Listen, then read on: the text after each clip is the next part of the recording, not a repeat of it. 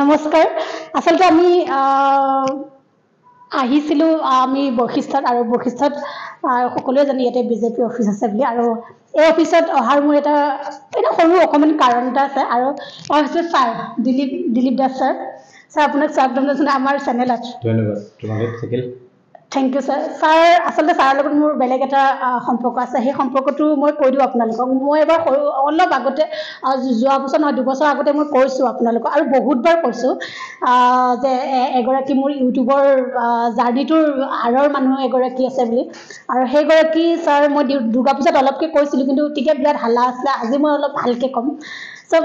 মোৰ ইউটিউব জাৰ্নিটো আপোনালোকে জানে যে একদম অকণমানিকা তেলৰ বটল এটা দেখাইছিল যে মোৰ তেল নাছিলে সেইদিনাখন আৰু মই ঘৰত কেনেকৈ ৰেচিপি বনাম একো নাছিলে আৰু ৰেচিপিটো কেনেকৈ আৰম্ভ কৰিছিলোঁ সেয়াও মই আপোনালোকক জনাইছিলোঁ আৰু সেই ৰেচিপিখিনি কিনিবৰ কাৰণে মোক এগৰাকী মানুহে লকডাউনত মোক সহায় কৰিছিলে বুলি আপোনালোকক নামো কৈছিলোঁ দিলীপ বুলি চ' দিলীপ ছাৰ এয়া হৈছে দিলীপ ছাৰ আচলতে দিলীপ ছাৰে আমাক লকডাউনত বহুত সহায় কৰিলে ইমান সহায় কৰিছে আমি জীৱনত কেতিয়াও পাহৰিব নোৱাৰোঁ নাই বহুত কৰিছে ছাৰ আমাৰ কাৰণে বহুত আৰু মোক তেতিয়া মোৰ মানুহজনক মই কৈছোঁ মোক এবাৰ মোক চিনি নাপায় ছাৰে তেতিয়ালৈকে মই কৈছোঁ ফোনতে কৈছোঁ ছাৰ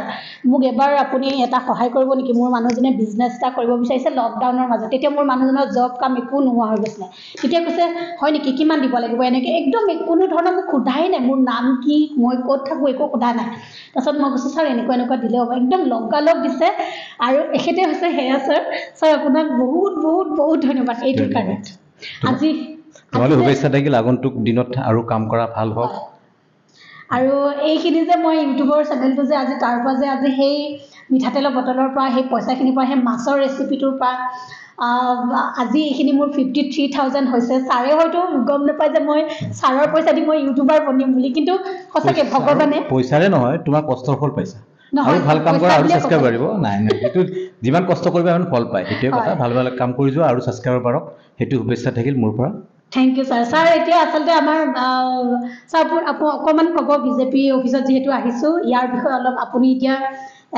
কি কামত এতিয়া আপোনাক দায়িত্ব দিছে গোটেইখিনি অকণমান যদি কয় একো নাই ক'ব পাৰে মই বিজেপিৰ এজন কাৰ্যকৰ্তা হিচাপে ইয়াত দায়িত্বত আছোঁ ইলেকশ্যন নিৰ্বাচন প্ৰবন্ধন সমিতিৰ মই সহ আহ্বায়ক হিচাপে দায়িত্বত আছোঁ অসমৰ সেই হিচাপে এতিয়া নিৰ্বাচন যিহেতু আহিছে আমাৰ প্ৰথম পৰ্যায়ত 5খন আমি সেইটো ফ'কাছ কৰিছোঁ আৰু 7 তাৰিখলৈকে আমাৰ এইটো অফিচৰ পৰাই গোটেই অসমৰ নিৰ্বাচন প্ৰবন্ধৰ কামবিলাক চলিব গোটেই 14টা লোকসভালৈ সমষ্টিলৈকে কোন কেতিয়া আহিব কেনেকৈ ভোট দিম আমাৰ কি ইছ্যু হ'ব গোটেইখিনি আমাৰ ইয়াৰ পৰাই কাম চলিব সেই কামতে এতিয়া আমি অকণমান কাম কৰি আছোঁ সেইটোৱে আৰু আশা কৰোঁ সকলোৱে মানে আমাক সঁহাৰি জনাব মৰম কৰিব আশীৰ্বাদ কৰিব ভোট দিব সেইখিনিয়ে আৰু আৰু এই অফিচটো আগতে ইয়াত নাছিলে বেলেগত আছিলে ইয়াৰ বিষয়ে অকণমান সৰুকৈ ল'ম অকণমান ক'লে হ'ল আমি গোটেই ভাৰতবৰ্ষতে নিজৰ কাৰ্যালয় স্থাপন চলি আছে সেনেদৰে অসমতো আমি এইটো অফিচ আৰম্ভ অলপকৈ হ'ল হৈ ডাঙৰ হ'ল আজি এইটো পৰ্যায় পালে আৰু খুব ধুনীয়া হৈছে এইটো আটক ধুনীয়া হৈছে আৰু এনেকৈ আমি প্ৰতিটো জিলাটো কৰিছোঁ জিলাৰ পৰা মণ্ডল স্তৰলৈকে গৈছোঁ সেইটো আহি গোটেই ভাৰতবৰ্ষতে চলি আছে সেনেকৈ অসমতো এইটো হ'ল এতিয়া আমি জিলা পৰ্যায়লৈকে গ'ল জিলাৰ পৰা আমি মণ্ডললৈকে আমাৰ স্থায়ী কাৰ্যালয় নিৰ্মাণ চলি আছে খুব ভাল লাগিলে আচলতে ছাৰ আপোনাৰ অফিচত আহি আৰু আপুনি মোক দুৰ্গা পূজাত মাতিছিলে আপোনাৰ অফিচত মোক তো তেতিয়া তেতিয়া মই যাব হয়তো মোৰ সময় নিমিলে কিয়নো মই ইউটিউবত আপুনি কাম কৰি আপুনিও বিজি হৈ থাকে কেইবাবাৰো মানে আপোনাক ফোন কৰিছোঁ আপুনিও বিজি হৈ থাকে হয়তো বাহিৰত থাকে এতিয়া আমি ফাইনেলি বিজেপি অফিচতে আহিছোঁ আৰু আহি খুব ভাল লাগিলে ছাৰ যিহেতু আমাৰ ৰঙালী বিহু সন্মুখত পালেহি আৰু বিহু বুলি ক'লে সকলোৰে গাত লাগে আপোনাৰো লাগিছে আমাৰো লাগিছে যদিও আপুনি অফিচত আছে তথাপিও গাত লাগিছে বিহু আমাৰ অসমীয়া আৱেগ হয় বিহুৰ বাবে কি ক'ব আমাৰ ভিউৱাৰ্ছসকলক আপোনাকো বিহুৰ শুভেচ্ছা জনালোঁ লগতে আপোনাৰ চেনেলৰ যোগেদি গোটেই অসমবাসীক আগন্তুক ৰঙালী বিহুৰ শুভেচ্ছা জনালোঁ আমাৰ বিহু আহিব লগা বিহু আহিছে যদি নিৰ্বাচনো আহিছে আমি অকণ ব্যস্ত তথাপিও আমি বিহুত নিশ্চয়ভাৱে জাতীয় উৎসৱটো আমি উপভোগ কৰিম লগতে আমি নিৰ্বাচনৰ কামো কৰিম আপোনালোককো মই শুভেচ্ছা জনালোঁ থেংক ইউ ছাৰ আৰু কণ্ঠশিল্পীসকলে কৈছে যে মানে আমাৰ নিৰ্বাচন আহি আছে আৰু বিহু লগতে আহি আছে অলপ দুখ পাইছে কণ্ঠশিল্পীসকলে কিন্তু একো নাই আমাৰতো এইটো বছৰ অহা 2টা বছৰেও আহে ন গতিকে 5 বছৰ মূৰতো আহিবই আৰু এইটো আমাৰ এইটো এটা উৎসৱ উৎসৱ হয় এইটো আমি চেলিব্ৰেট কৰিব লাগে হয়। নিৰ্বাচনটো আমি চেলিব্ৰেট কৰিম বিহুও কৰিম সেইটোৱে কথা দুইটা একেলগে কৰিম দুইটা একেলগে কৰিম খুব ধন্যবাদ ছাৰ আপোনাৰ লগত কথা পাতি আমি ভালকে পাতিম আপোনাৰ লগত নিশ্চিতভাৱে। যদি আপুনি সিমানখিনি মোক পাৰ্মিশ্যন দিয়ে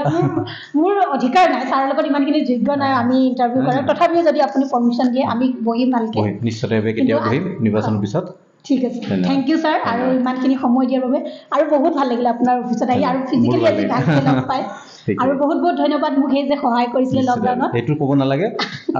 আৰু আশীৰ্বাদ থাকিল মই যিটো ডাঙৰ আশীৰ্বাদ দিব পাৰোঁ ভালকে কাম কৰা ভাল ফল পাবা থেংক ইউ ছাৰ আৰু সদায় আমাৰ লগত থাকিব ছাৰ আৰু আছে আৰু আমিও যদি আপুনি যিকোনো সহায় আমিতো সহায় কৰিব নোৱাৰোঁ যিকোনো যদি কিবা কামত যদি এনেকুৱা ইউটিউবৰ থ্ৰুৱে কিবা যদি লাগে তেনেহ'লে আমাক ক'ব আমি আহিম ঠিক আছে থেংক ইউ ছাৰ এয়া আছিলে আমাৰ মোৰ খুব এগৰাকী মোৰ প্ৰিয় ব্যক্তি দিলীপ ছাৰ আচলতে মই কৈছোঁ আপোনালোকক যে বহুত বেছি সহায় কৰিছে মোক এই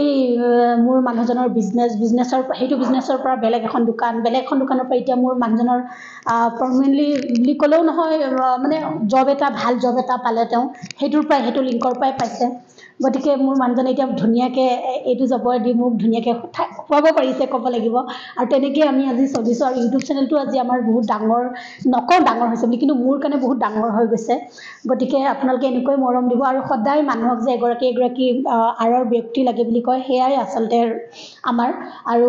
লগতো মোৰ মানুহজন সদায় আছে মোৰ লগত থকাকৈ মোক যিমানখিনি কাম সহায় কৰিব লাগে গোটেইখিনি মোৰ মানুহজনে কৰিয়ে আছে কিন্তু মূল একদম ইউটিউবৰ উদ্দেশ্য মূল সুঁতিটোৱে হৈছে দিলীপ ছাৰৰ পৰাই আজি আৰম্ভণিৰ পৰা আজি এতিয়ালৈকে যিমান দিন থাকিম সিমান দিনলৈকে মোৰ ইউটিউব চেনেলটো থাকিব আৰু জীৱনৰ কাৰণে মই সদায় মনত ৰাখিম ছাৰক আৰু দুগৰাকীমান ব্যক্তি আছে তেওঁলোককো মই ফিজিকেলি লগ পাই আপোনালোকক মই চিনাকি কৰাই দিম তো আজিলৈ ৰাখিছোঁ আৰু ছাৰৰ লগত কথা পাতি খুব ভাল লাগিলে আৰু নিশ্চয় ছাৰে যদি পাৰ্মিশ্যন দিয়ে তেনেহ'লে মই নিৰ্বাচনৰ পিছত